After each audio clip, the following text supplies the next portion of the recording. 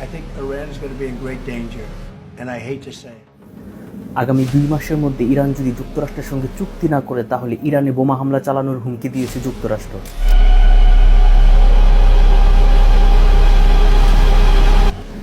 যুক্তরাষ্ট্রের মধ্য দিয়ে ইসরায়েল প্যালেস্তাইন এবং হামাসের উপর হামলা চালাচ্ছে। তার মানে আপনি খুব সহজ করে বলতে পারেন প্যালেস্তাইনের উপর হামলা যুক্তরাষ্ট্র এবং ইসরায়েল 2 দেশ মিলে চালাচ্ছে। 2 দেশ মিলে যদিও হামলা প্যালেস্তাইনে চালাচ্ছে, কিন্তু চোখ রাঙিয়ে তাকিয়ে আছে ইরানের দিকে। আপনি নির্দ্বিধায় বলতে পারেন 2 দেশের অভিন্ন শত্রু হচ্ছে ইরান। সাম্প্রতিক সময়ে ইরান এত পরিমাণে ইউরেনিয়াম সমৃদ্ধ করেছে যে তারা তাদের পারমাণবিক অস্ত্র তৈরি করার একদমই ধারপ্রান্তে চলে গিয়েছে।